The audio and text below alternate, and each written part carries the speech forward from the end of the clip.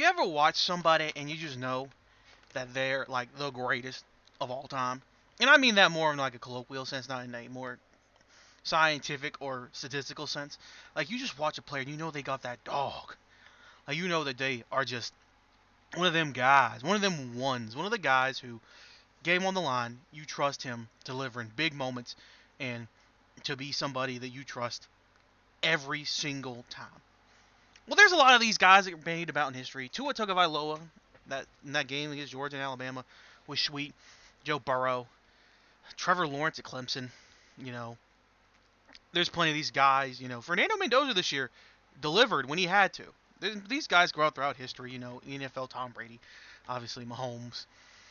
But what if I told you there's this one guy, and I mean this one dude, who he didn't win. He won a lot, but he didn't win nothing special.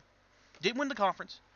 Didn't win the, never won a Super Bowl, national championship, even a Heisman. You know, I don't think he ever won a Maxwell. Wasn't considered one of the quarterbacks ever. Probably is not going to be remembered fondly for statistics or anything. But he got one thing, well, two things really, that's going for him. He got dog, and he got efficiency.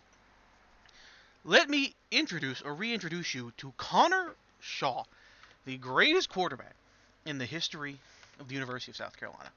Now, you may look at Connor's stats and see 6,000 passing yards across 3 seasons as a starter, 56 touchdowns, 16 interceptions, 17 rushing touchdowns for an additional 1,700 yards. So, coming in about just under, 8,000 yards and 83 touchdowns.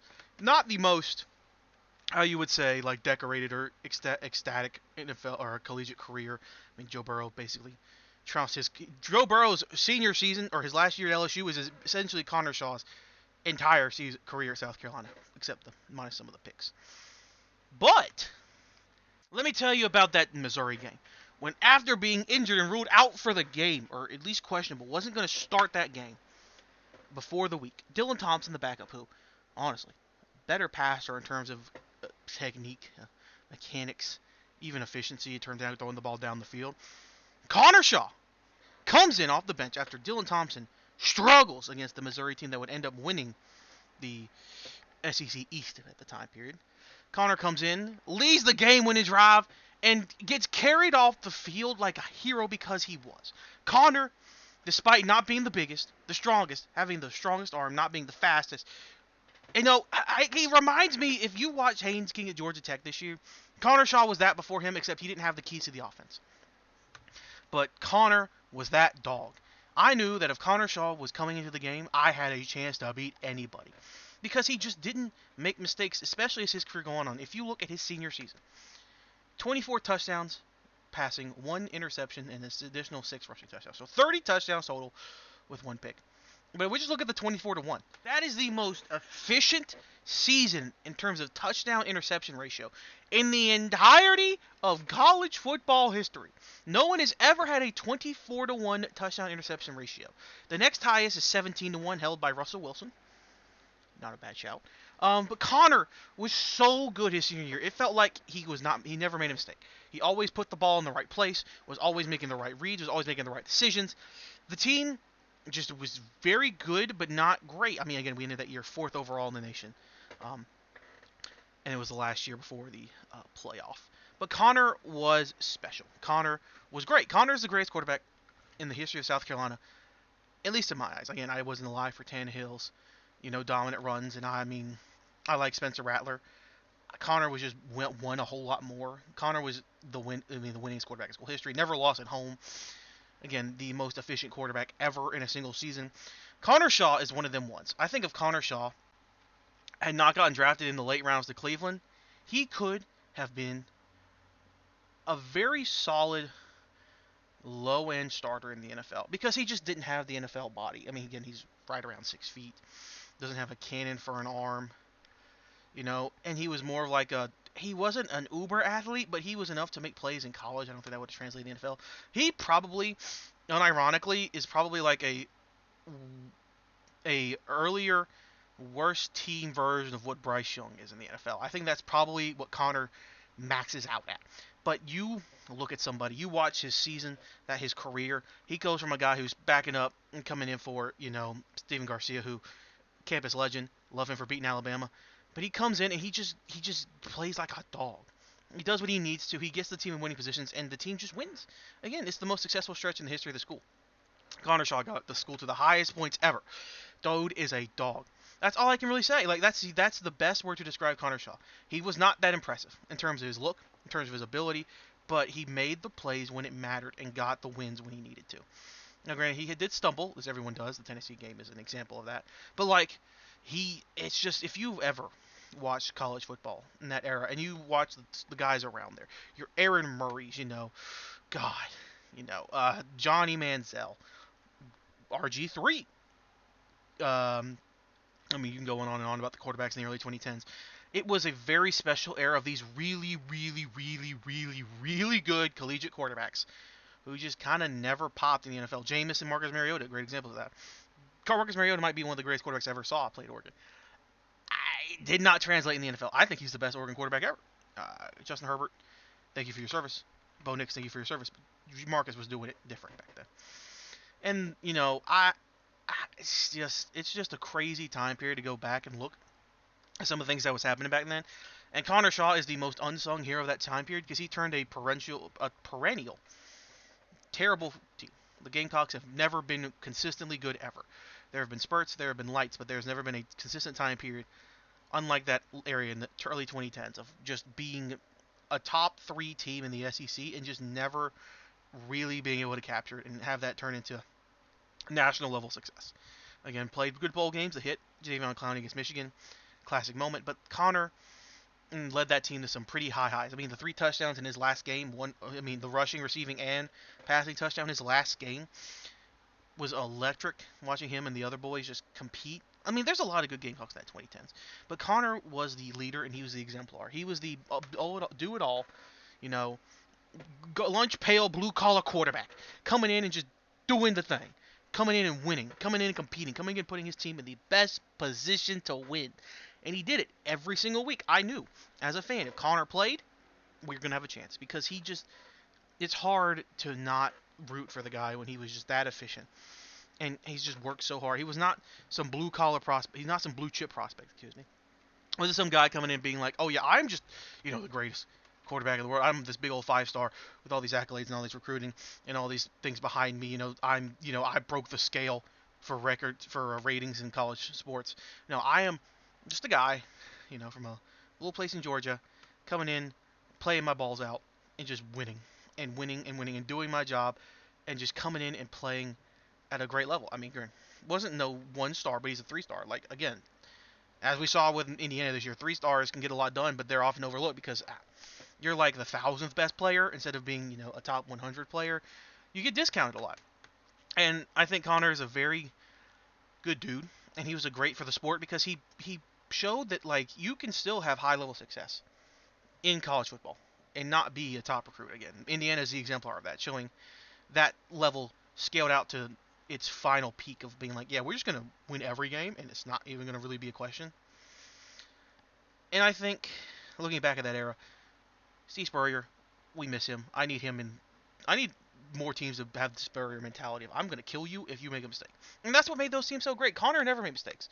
It was able to capitalize on others. Like, teams would make a mistake, Spurrier would throw the deep shot or throw a big play, and we just kill them. That's how that team worked. That team was so good at just maximizing moments of being like, yeah, we're going to get turnovers, we're not going to commit turnovers, and we're just going to win on the margins. And we're going to come out and beat these teams we should have no reason, real ability to beat. And again, that team went 11-2. It was so good. Like, if only we had not lost one of those games. If we had beat Georgia or Tennessee, we would have probably won. We would have won the SEC East that year. And then, it comes down to the national champ. It comes to the SEC championship game. Like, I just, there's so much about Connor and that South Carolina teams that I, as a fan, will always remember. Those teams were deep. Those teams were great. They had a great top talent, and also really could go back to guys in the depth chart. Like, again, Mike Davis and Pharaoh Cooper. Like, elite talents. Bruce Ellington, Demir Byrd. Elite talents. Nick Jones and Shaq Rowland. I love those guys. Not much Shaq because he transferred, but like there was so much talent on these teams, and these guys were so good. Like Connor Shaw was my favorite quarterback ever. He still is. I will never forget what Connor did for the school and what he did. And he's just that dog, and I don't think he gets remembered because teams just or guys you don't remember guys who don't put up big numbers and don't win at the highest levels. Like Aaron Murray's more remembered because Aaron Murray was the all-time passing leader in the SEC. Like he broke those records, and like Aaron Murray was really good at Georgia. I'd rather have Connor just because he had that mentality. He had that I'm going to put us in the best position to win. I'm going to make the plays. I'm going to sacrifice my body to do the right things, which is why I admire what Haynes King did at Georgia Tech so much. I think he's a modern day incarnation of Connor Shaw. And I think Connor would have done really well in a modern college football offense. I think he's got all the intangibles and the physical stuff to be able to compete this level. I mean, granted, he also didn't get to be 25 like Haynes King is, and I think Connor was better than Haynes King. But Haynes is really good. Haynes is a really good quarterback. But Connor Shaw had that dog. If I was to boil down the most dog non superstar quarterback of the 2010s college football era, it's Connor Shaw, and he will be forgotten to history because it's just South Carolina's not a huge fan base. We didn't really win at the highest levels. We never won the SEC championship game. We never really made it to national championship conversations. But Connor, if we would have been in the 12-team playoff in this era, and I think we would have had a really good shot in that year to do something. But it's how it is. It's not meant to be. Those teams were really good, but not elite. We certainly weren't the most talented team, but we had a bunch of dogs who scrapped it up, and Connor led the dog pound. I know it's not Georgia, but like it's hard to look back at that era and not be happy that Connor Shaw is like the greatest quarterback in the school's history and had unlimited amounts of ability to just play at a high level week in and week out and to make the plays and to do the things. I think if you were a fan of the 2010s college football, you know what I'm talking about. If you're not, I would go back and watch that era. There's some dudes who played back then that get talked about never and showed up at such a high level and competed at such a high level and played really good football on teams that just didn't have a shot because the team wasn't constructed well. Or there's a lot of really good players, but there was not this elite over-the-top player to take them to the next level of being a national championship or even really a conference championship competitor. You can look back at some of those teams in that era and just be like, man, that guy was really good. It's just he didn't play on a great team. He didn't. That team was not great, and it's not like the NFL where like there's only so many franchises that eventually there's enough amalgamation of fans to talk it out. There's so many teams in college football, even more now. That like guys are gonna get drowned out. Like I'm sure there's plenty of great seasons from a San Diego State quarterback that I'm just never gonna know about because I wasn't watching. I'm not watching West Coast football back then. I'm not gonna watch it now, and it's just tough because like you have these fan bases there's so many more of them and there's so much more splintered that like like who's gonna remember like Grayson McCall in a few years from Coastal Carolina? Probably not a lot. The clip of him getting bullied against BYU is gonna go around, but like that's the only thing that he's gonna be remembered for. He was a really good quarterback at Coastal.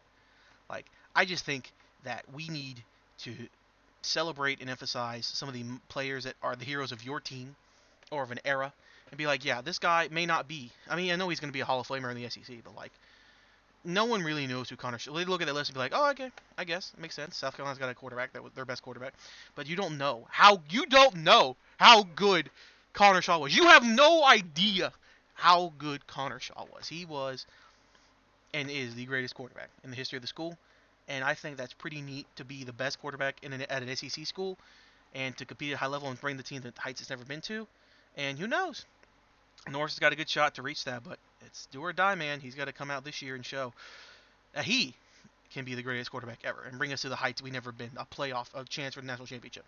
I don't know if it'll happen, but we'll see. But anyway, that's my diatribe on the greatness of Connor Shaw. Love that man. Respect that man. Go watch some 2010 South Carolina. Remember Garcia, too. Elite. If he wasn't alcoholic, might have had a career. Could have been. Was Johnny Manziel before Johnny Manziel. But anyway, thanks for watching to this point. I don't know if anybody will. I'm probably talking into the void right now. But like and subscribe, I guess. That's what these people do. I don't know. I just make videos when I feel like it. And I just felt like talking about Connor Shaw, and he's real good. One of my favorite players of all time.